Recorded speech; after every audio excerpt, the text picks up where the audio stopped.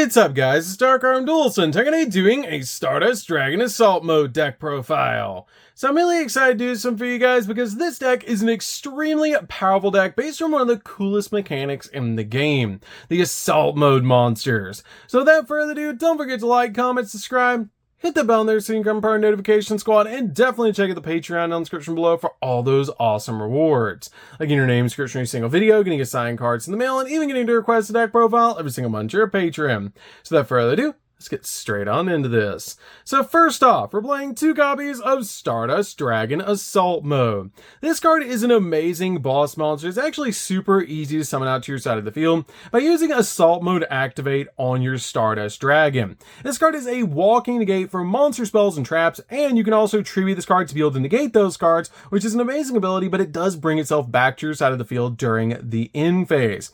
This card also has the ability, if this card is destroyed, you can actually special summon a Stardust Dragon from your graveyard back to your side of the field, which is an awesome effect. We then play a single copy of Red Dragon Archfiend Assault Mode. This card is a good one-of in the build to be able to use as a board wipe, because this card can be summoned out with Assault Mode Activate by using a Red Dragon Archfiend with Assault Mode Activate. And then this card attacks to destroy all the monsters on the field after damage calculation, which is a really cool ability, and when this card on the field is destroyed, you special summon a Red Dragon Archfiend from your graveyard. We then play 3 copies of Psyreflector. Psyreflector is one of the most important cards in the entire deck. So this card has the ability, if this card is normal or special summon, you get to add an Assault Mode Activate or a card that specifically lists Assault Mode Activate in its text from your deck to your hand. Then you can reveal an Assault Mode Activate in your hand and target a monster in your graveyard that specifically lists Assault Mode Activate in its text and special summon it. Then, if you do, increase its level between 1 to 4 to be able to get the exact level you need for a synchro play. Usually you're increasing it by 3 to go in for a level 8 synchro play using this as a level 1 tuner, and the monster you bring back as a level 7 monster because they're usually level 4, you increase them by 3 to make them 7, and then you go in for a level 8 synchro play. We then play 3 copies of Assault Sentinel. Assault Sentinel is really good as a 3-of in the build because this card is a great ability to contribute this card to special summon a monster from your hand or deck that specifically lists Assault Mode Activate in its text, which is usually going to be your copy of your Psyreflector. This card also has an amazing ability that for the rest of the turn you can't special summon except for synchro monsters, but you can also target a face-up monster you control, reveal a synchro monster in your X deck, and if you do, the targeted monster's type and attribute become the same as the revealed monsters until the end of the turn, helping you go in for a lot of really cool synchro plays, which is absolutely amazing for this card. We then play a single copy of Assault Beast. Assault Beast is really good as a 1-of in the deck. This card has the ability you can discard this card to the graveyard to add 1 Assault Mode Activate from your deck to your hand, which is a great ability to instantly get to your copy of Assault Mode Activate. We then play 3 copies of Assault Synchron. Assault Synchron is definitely a 3-of in the build because you just take 700 points of damage to be able to special summon this card from your hand to your side of the field, and it locks you into synchro summoning while this card's on your side of the field, but that's fine because that's all we're going into anyways. But this card is an amazing 3-of in the build to be able to use in this deck. I absolutely love this card. It just helps out a lot in the deck to help you go in for more synchro plays. We then play 3 copies of Lubellium. The Bestial monsters are amazing in this deck to be able to work with their copy of Assault Synchron to help you go in for more synchro plays. But this card is amazing because if this card's in the hand or the graveyard, you can actually tribute a level 6 or higher Dark Dragon monster to special summon this card, and also send this card from your hand to the graveyard to be able to add a Bestial monster from your deck to your hand, except another copy of this card. And during your main phase, you can actually place a branded continuous spell or trap from your deck face up on the field, which is usually going to be branded beast that you're putting on your side of the field off this card's effect, because Solanair will send your copy of Regained from your deck to the graveyard, and then Beast will be able to place it on your side of the field during the end phase, which is amazing to be able to do. We then play a single copy of Magnemite.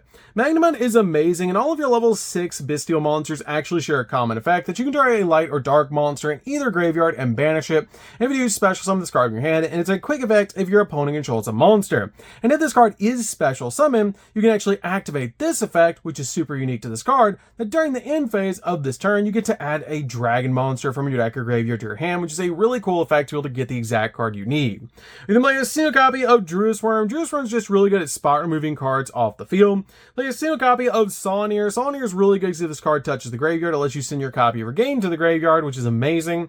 And play a single copy of Baldrake. Baldrake's really good as a 1-of in the build as well, as this card helps you deal with extra deck monsters. We then play 3 copies of Ascatar Dawnwalker. This card helps you go in for level 8 synchro plays, because what you do with this card is you discard a card to special summon this card from your hand into defense position, then special summon a Fire Ant Ascatar from your hand or your deck, which is a great ability to instantly get your copy of your Fire Ant Ascatar on your side of the field, so you can go in for a level 8 synchro play using your copy of your Fire Ant and your Ascatar, which is absolutely amazing. You then play 3 copies of Ash Blossom. Ash Blossom is definitely a 3-of build just to stop the opponent from touching the deck. We then also play a single copy of Gamma and a single copy of Driver. Now these are actually really interesting in the deck, and the reason I play these is just to basically stop the opponent's plays, basically to stop their hand traps. But the other reason I actually play these cards in the deck is because Gamma is actually a psychic monster that you can bring to your side of the field off the effect of E-Telly, which is amazing to instantly get it out on your side of the field with E-Telly to go in for synchro plays. So this card really isn't a break in the deck, and you can always use your copy of your Driver to be able to discard the graveyard off the effect of your Ascatar, which is really cool. But it's really good to be able to play in the deck to basically just stop your opponent and also help you go in for synchro plays as well. So that's it for the monsters, guys. Let's get in to the spells.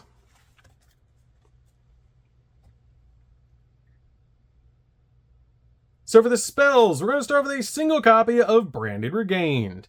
Branded Regained is really good as a 1-of in the deck, as if a light or dark monster is banished, you actually get to target one of those monsters and place that monster on the bottom of the deck, and if you do, draw a card.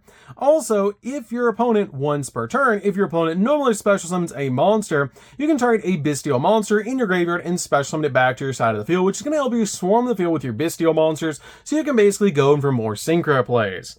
We then play 3 copies of E-Telly. E-Telly is amazing because it helps you summon out your copy of your Sire Reflector directly from your deck to your side of the field, but it also can help you summon out your copy of Gamma to go in for the exact synchro play that you need to, giving you access to a level 1 tuner and giving you access to a level 2 tuner, which is amazing. We then play 3 copies of Fire Formation Tinky. Tinky is really good as a 3-of in the deck to help you search out your copy of Sentinel from your deck to your hand, because it searches out Beast Warriors on activation, which is amazing. So that's it for these spells, guys. Let's get in to the traps.